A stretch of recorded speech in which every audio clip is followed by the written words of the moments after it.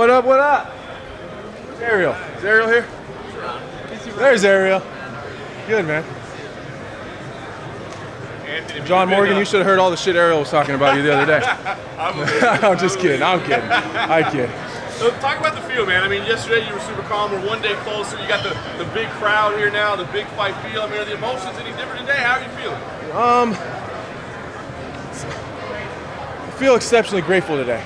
You know what I mean? Like, the fight stuff is all the same for me. But it definitely, you know, it's got a bigger feel to it for sure.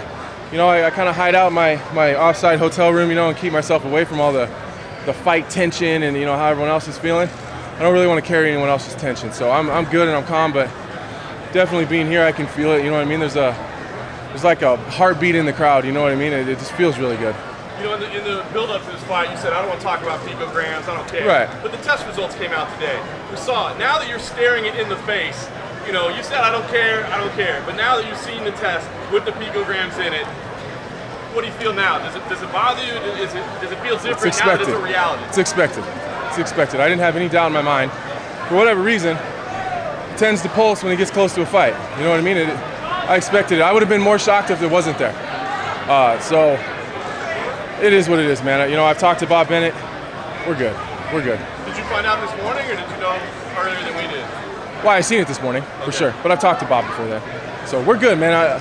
I trust the Nevada State Athletic Commission. I don't understand the science behind it. It doesn't make any sense to any of us, right? But we're just regular people, so it doesn't make sense to me. But Bob Bennett's been doing this a long time, and I just don't think that he would put me in a position where someone else starts with a head start. You know what I mean? That's not me giving John a pass, though.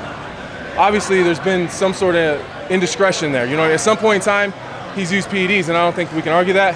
But as far as now, I think that John is a clean athlete. Did you have some sort of concerns? Like, why did you reach out to Bob? No, I think that everyone just wants to be on the same page.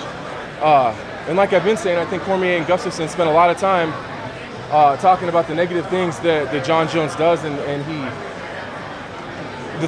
who he is as a person and all the stuff he has going on. Listen, guys, Jon Jones does a lot of things right. He does a lot of good things, and that's what I'm focused on. And all the good things he does is in the octagon. That's all I care about. All the other stuff is just a distraction, and Cormier and Gustafsson let that distract them, and they let John win. You know what I mean? And like, I'm not going to let John emotionally or mentally beat me. It's not going to happen.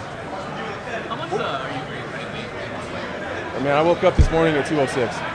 No kidding. Yeah, I'm good. I'm having a hard time staying above 210. Probably the last 2 weeks. I'm stronger than I've ever been, man, and I'm fast, and I'm light on my feet, and it's just so crazy how the human body works. You know, like when I was at 185, I could never have gotten this low at this point to go to 85. It's just the stress and just the stress that it puts on your body is just incredible. So I feel great, man. Is that a night and day fight week experience? Yeah, this shit's crazy. I'm not used to enjoying fight week, man. I'm having a blast. The last 3 have been so much fun. Like, you get to just enjoy, like me and my coaches and my family and my team, like we've just been laughing and having fun and going out, and I can eat pretty regular food and I can kind of just do whatever I want. But I wasn't able to do that when I was at 185. It was genuinely miserable. When you're in the cage, what is the biggest difference between being in 205 and being in 185? What is the feeling like? My energy and my focus.